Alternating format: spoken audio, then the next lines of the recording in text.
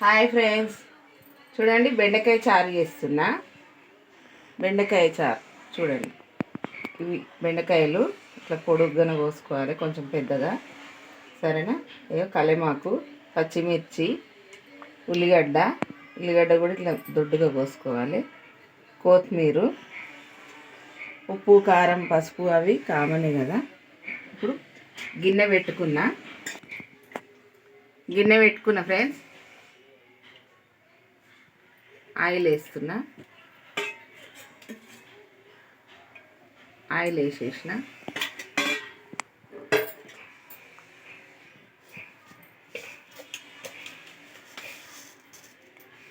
జీలకర్ర, ఆవాలు,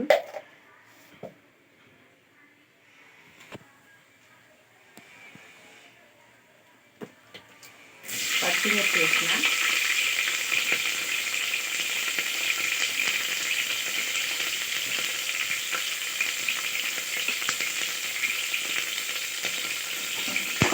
కలుపుకుందాం. చూడండి సార్, ఇప్పుడు కలెమాకు వేస్తున్నా, ఉల్లిగడ్డ వేస్తున్నా,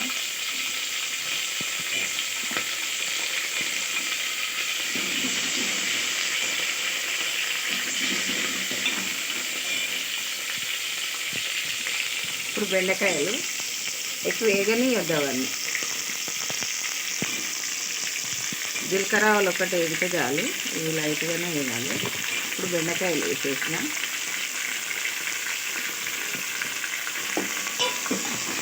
మంచిగా కలుపుకుందాము.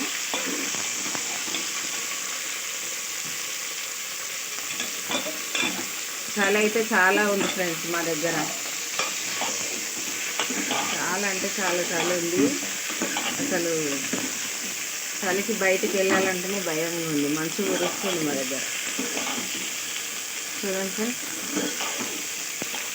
ఇట్లా మరీ వేయాల్సిన అవసరం లేదు. పెద్ద మంట పెట్టిన. పసుపు,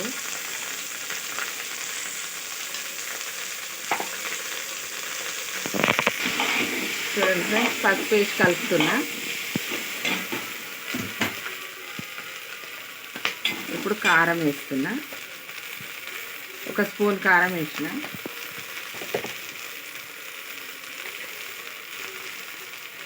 ఒక స్పూన్ సగం సాల్ట్ వేసిన.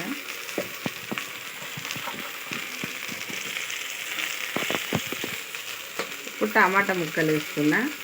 ఒక టమాటా వేస్తున్నా, పెద్ద ముక్కలు వేసిన. చూడండి ఫ్రెండ్స్, అన్నీ వేసి కలుపుకున్నాం కదా. ఇప్పుడు చింతపండు వేసుకోవాలి. చింతపండు పులుసు చూడండి, అవి వేగుతుంటాయి ఫ్రెండ్స్. చూడండి ఫ్రెండ్స్, చింతపండు పులుసు వేసుకుంటున్నా.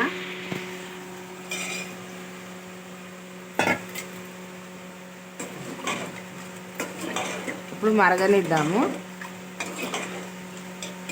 పెద్ద మంట పెట్టేసిన. ఇప్పుడు మరగనిద్దాం కొంచెం.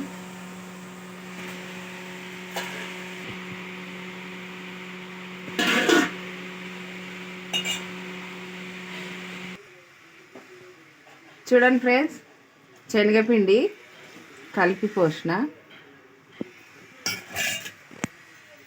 మనము థిక్నెస్ బట్టి పోసుకోవాలి. పులుపు థిక్నెస్ బట్టి వాటర్ వేసుకోవాలి.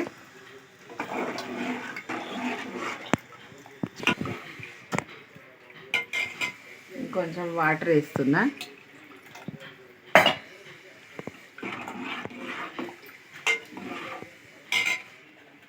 ఇప్పుడు కొత్తిమీర వేస్తున్నా.